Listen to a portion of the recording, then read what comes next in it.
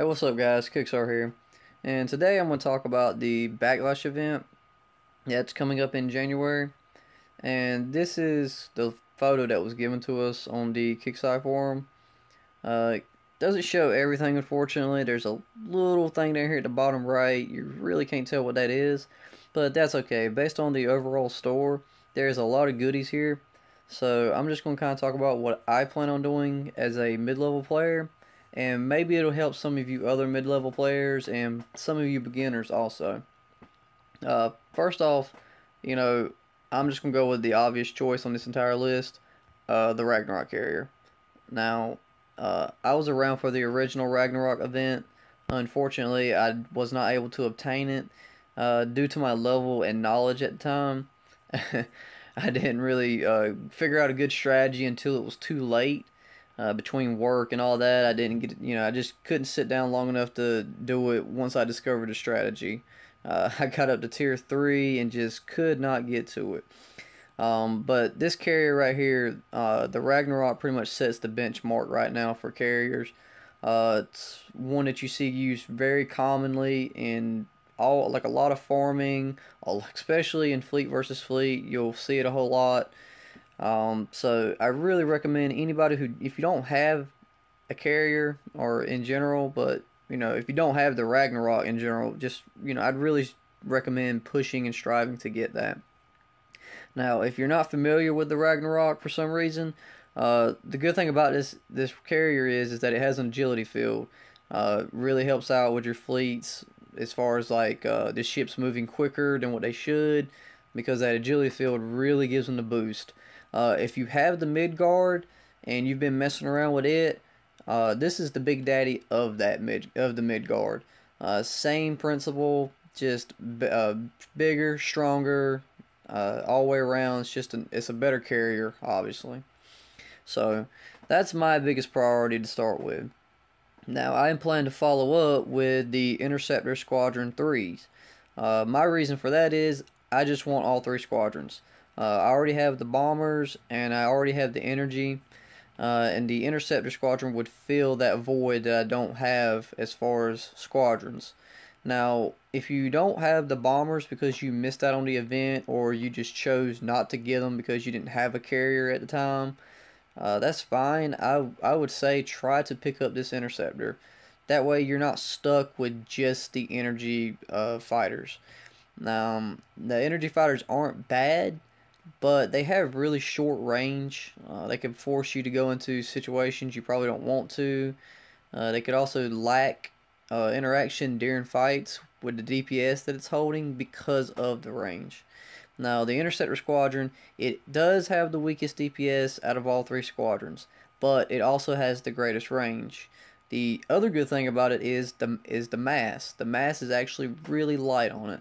So fitting 3 level 3 interceptors is a little bit more favorable, say, than 3 level 3 bombers, because those are extremely heavy. So I would recommend, if you missed out on the bombers, definitely try to pick up the Interceptor Squadron 3. And when I say 3, I mean, yes, get the number 3. Don't really shoot for 1 and 2, because like I said, the DPS is already weak on this squadron. So you really want to go ahead and try to pick up 3. That way you got the best of the Interceptor. And you won't really shaft yourself with just having energy fighters only. Now, something you'll notice here is the Aurora Ray. Now, this is the item that I use in a lot of my videos with my thermal rev fleet. It's always the item I say if you don't have, to substitute a thermal suit beam. This is that item, and everybody has an opportunity to obtain this item, which is great. Because the shield damage on this item, it gets that bonus, and it's really good and really helpful. Don't let the negative percentages towards it'll say like negative percentage towards ship health, I believe, if I'm remembering right. Don't let that discourage you. The damage on the shields is helpful, and once the shield is down, the damage overall is not terrible. I'd recommend going with, this is like if you have the extra points at the end. Because like I said, I'd really try to get the Ragnarok and Interceptor Squadron. But if you have some extra points, try to dump them into at least the Aurora Ray 2. That's what I have. And that's what I use in my videos. It has very good DPS. It's slightly lighter than Thermal Beam 2's. So that's really helpful, you know, getting to play around with your fleets a little bit more when you're designing them. Now, the 3, if you want to get 3, great, but just keep in mind those are kind of heavy. So you'll have to be fitting them, you know, on probably some mock fleets or mock ships or something like a battleship or something like that. The other thing I would draw attention to is the thruster. Now, the thruster, you know, it's a new thruster coming out. It's a new fusion style thruster. And the reason I say, you know, get it or the Aurora Ray like as your third focus, thrusters generally it's kind of like the Ragnarok. They set benchmarks. Okay, there's a lot of people who said they missed out on getting the original fusion thruster, which was rear and rotation. You know, a lot of people's hurting if they didn't obtain that. And I really recommend if a Riot event comes around, try to get that thruster and try to get the level 3. Do not get just the 1 and 2 and be like, oh, it'll be okay. No, get the level 3s. This right here is pretty much the same situation.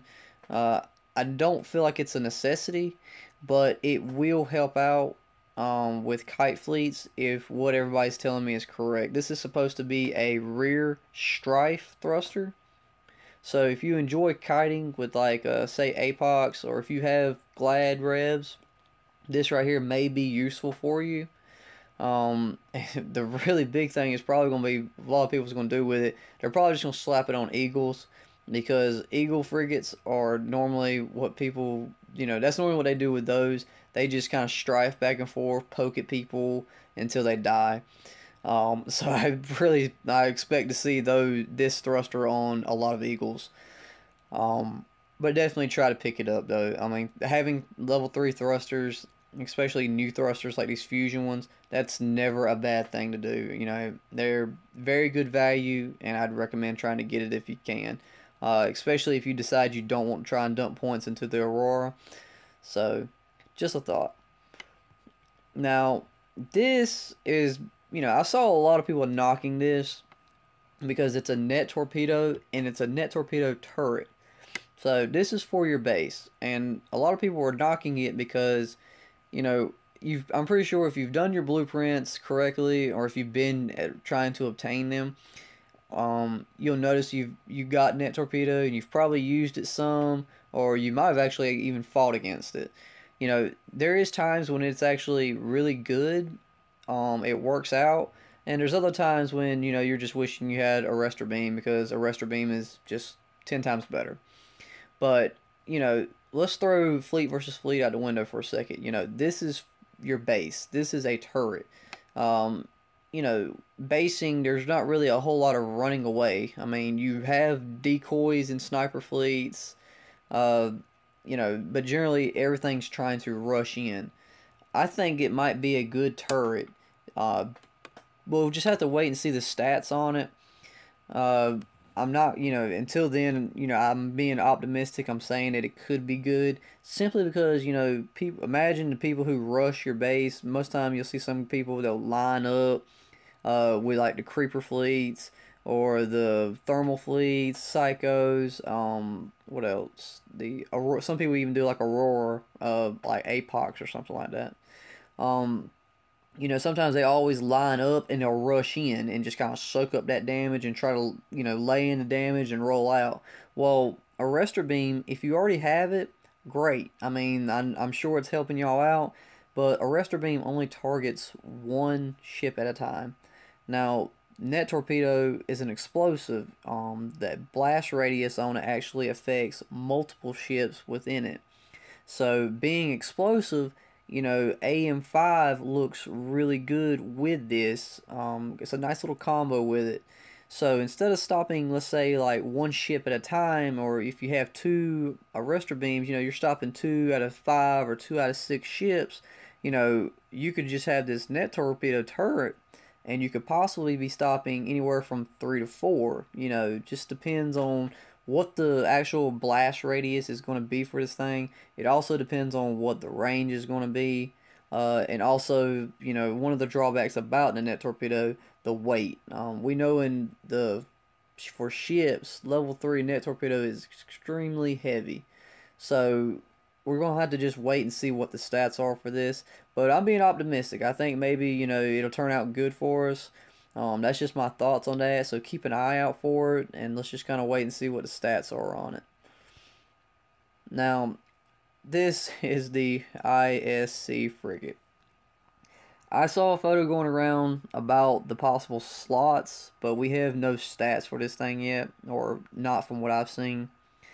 I don't really know what to say about this. If you feel the need to drop points into this thing before you get other things that I feel is more important, you know, good on you. I mean, to me, I think it's probably just going to be in a trophy ship, because not a lot of people use frigates unless they're, you know, just doing low-level things or trolling in general, kind of like what people do with the Eagle frigate. And unfortunately, it's not like it's the Osprey or anything like that where it has 3 special slots, you know, or like I said, well, we don't know yet. We don't know. But I highly doubt it's going to have anything like that, you know, so it doesn't have that value like the Osprey does.